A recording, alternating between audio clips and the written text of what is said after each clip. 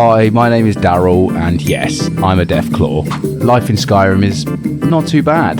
I mean, I've got everything going for me, really. The food here is pretty easy to get, and it's quite tasty.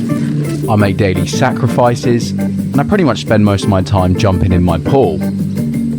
You know, this life is great and all, but I want more. I want to be able to experience Skyrim and destroy everything that comes in my path. And I feel like the best way to do that is to become the Dragonborn. Now, just scrolling through the YouTube, it appears that no one's done this challenge before. So let's hope TPQ can help me here and answer the pointless question, can you beat Skyrim as a Deathclaw?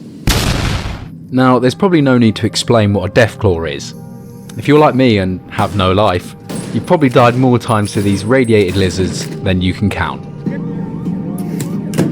Anyway, like all playthroughs, and especially this one, I've set the difficulty to Legendary, which you lads and lasses will realise that even on this difficulty, this run was rather easy. Some would say that this is due to the fact that when I start the run, I instantly get a strength and stamina boost, matching that of obviously the werewolf. Anyway, we started at Daryl's Summer Cove, also known as Bloated Man's Grotto. I decided to start here just so I can test how strong we were, and not to my surprise, we were. I managed to take out countless Spriggans and bears with only a few strikes, which just shows how powerful this lizard is going to be. Once done, I headed straight to Riverwood, where the run officially was able to begin. I did decide to take Fendal as a meat shield. Oh, sorry, no, I meant companion, as I just felt like it. And as soon as I saw him, he did say this. Next time, you might want to get dressed before leaving the house. It's funny now, as I'm a Deathclaw, and I don't think the people of Skyrim realise that. Maybe it's because they see me as something different. Anyway, Bleak Falls Barrow was one of the many highlights of this run, as at the entrance, for some reason, the finisher kill animation decided to cause my game to have a bit of a brain fart. It stopped all time and space for Daryl, and obviously he's an unlucky victim. Now, it's probably worth mentioning at this point, I properly realised how obscure this playthrough was going to be, as I found out that I could equip pretty much every weapon in the game.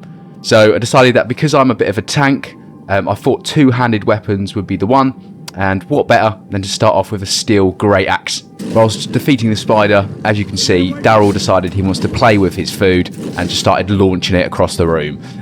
This is probably one of the most overpowered moves that I've ever seen. I did sort of get a bit too carried away, as you can see. I pretty much used this attack on anything and everything. The Draugrs stood absolutely no chance, especially with the steel battle axe. It does actually increase my damage input as well, even though I am technically using my hands. And at this point, Legendary mode meant jack shit. As for the Death Lord, it was not even that hard. Daryl was seeing if he could launch him straight into space to join my Starfield character, but instead, the game said, enough is enough. And it decided to clip him through the floor. This obviously made it impossible for me to get the Dragonstone, so after a few tedious minutes of trying to find the body, I managed to loot it from the abyss and decide to head off to Whiterun. On the way, we played some giant golf and managed to get a hole-in-one with this random guy. And as for the dragon, it stood no chance. For every heavy attack we did, it stunned him and basically made him a pincushion.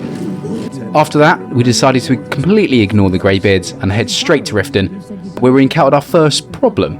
Due to the size of Daryl, it turns out his greatest enemy is doorways. We were trying and bold here to get the unarmed gauntlets from Gion the Fist, and obviously we got stuck. So no joke, I tried to get through this archway for about 30 minutes until I learned that the best way, which is quite unique, was to do an ancient technique of spinning through the door. Don't ask me how this worked, but it did, and obviously therefore Gian did not stand a chance. After we had left Riften, we stumbled across a Khajiit camp where Daryl would like a specific armour that one of them were wearing. He kindly asked to borrow said armour, and when the kitty declined, we decided to take everyone's armour by force.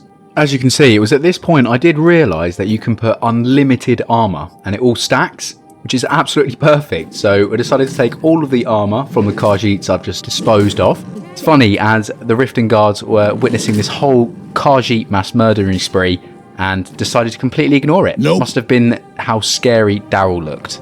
Heading up to the creepy old men in the castle was pretty boring, but the only thing that wasn't boring was the fact that I got to launch the snow troll off the edge of the cliff. I've died so many times by this, and you can probably agree with me, you've probably died quite a few times by this little creature here as well. Being able to use the Fusro Dar shout was absolutely excellent, as I didn't even know you can do that. When they got Daryl to do the whirlwind sprint, for some reason, every time he activated the shout, obviously because he is technically a creature, he wasn't able to sprint. So the best way we had to do was try and cheese it in some way. So I'd activated the sprint and then just ran straight into it. That unfortunately did not work. So what I then decided to do was do the exact same thing, but this time when the gate closed, I just opened it myself. And for some reason, because it's Skyrim, it just works. But what I tell you doesn't work is when we go to reach the Horn of Jürgencaller, whatever it's called, obviously you need to use the whirlwind sprint to actually get through the door. Now, because I couldn't use it, I did get very, very annoyed, as it took me probably about a solid hour trying to figure out how I was going to make my way through the gate and actually complete this mission. Now, it got to a point where I tried everything, even a play against the gate to see if I can glitch my way through, but unfortunately, it didn't work. Annoyingly enough, this is where pretty much the run sort of ended. But I decided to continue anyway and see how far I can get. So I decided to use the old cheeky little console command just to ping my way through. I then met up with Delphine in Riverwood and creepily stared at her as I couldn't fit through her door. We set off and killed the dragon as usual. Then I decided to see if I could further break the game and get a cart to Solitude, to which the answer to that question was yes you can, but he doesn't actually get on the cart, instead he just stands behind it, so I guess he just ran all the way there right behind the cart. Now when Malborn asks if you have anything important to bring, he did not probably mean to bring all of this armour, which I completely offload to him. Somehow he managed to carry it all safely and in his pockets. Speaking of which, we did obviously turn up there as inconspicuous as possible, even though we are a Deathclaw, but somehow no one suspected anything. It's only when I started throwing them around like a sticky alien, you know the ones I'm talking about, is when they noticed that I was sort of undercover and I wasn't who I said I was. Now, on my way to fetch the old smelly man in the sewers, the whole Thieves Guild decided to turn against me. Now, it may have been due to the fact that I had given Brynjolf a high five early on in the playthrough, but anyway, I had no time to wipe out a whole guild, so I decided to nudge them out of the way and continue. Daryl knocked on Esbern's door, and I assure you, after all the times I've made an ugly character on this game, this creature is by far the most ugly of them all. And yet, he still lets us in. Hello. We ventured over to Alduin's Wall, where we helped some Imperials defeat a dragon. Then Daryl decided that he would add their armour to his impressive collection, and also maul one of the soldiers in the process. Unfortunately, that decision caused Fendal to have a mental breakdown and start attacking Daryl. Maybe he just had enough of the constant killing, or maybe he just realised that he's been following a mutated lizard everywhere for literally no reason. Anyway, I wasn't going to kill him, instead just play golf with his body until we got to the Forsworn camp, where, believe it or not, there are actually 2 dragons this time, and even with Daryl being overpowered, it was a bit of a struggle. We finally made it to Alduin's Wall, where we needed mutated lizard blood. Luckily, Daryl's just what they needed.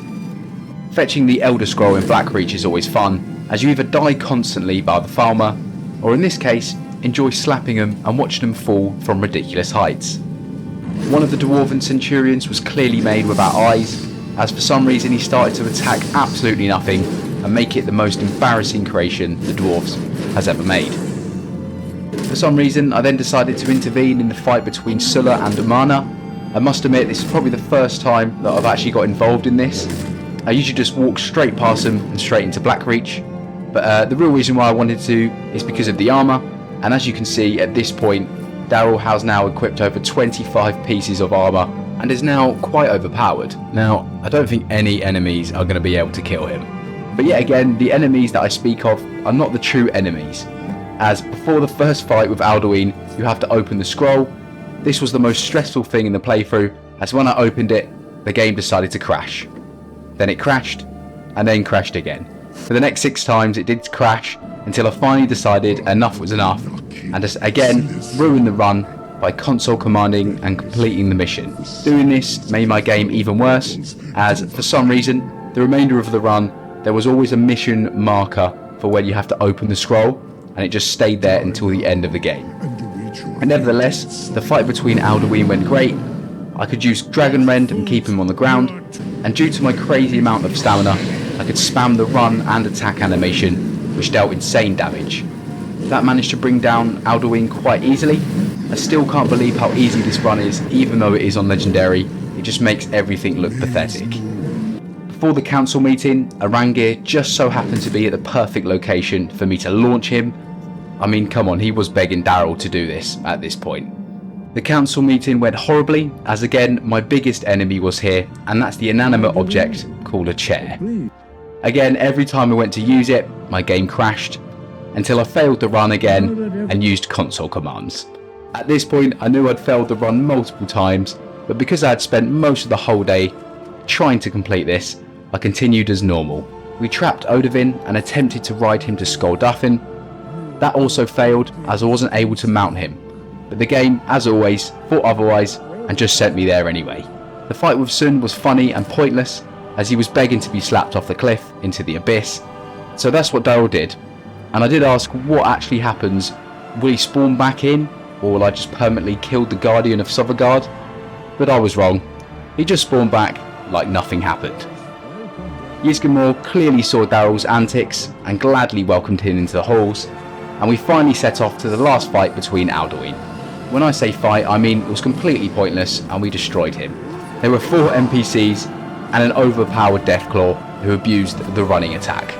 The fight was over very quickly, but for some reason everyone started to gang up on Sun. I could have stepped in to help, but at this point I thought, no. So after finally finishing the game after about 12 hours, my game kept crashing 9 times, using console commands to progress through sitting down and opening scrolls, it proved that unfortunately you cannot complete Skyrim as a Deathclaw. Now, go back to your cave, Daryl, you've disappointed me.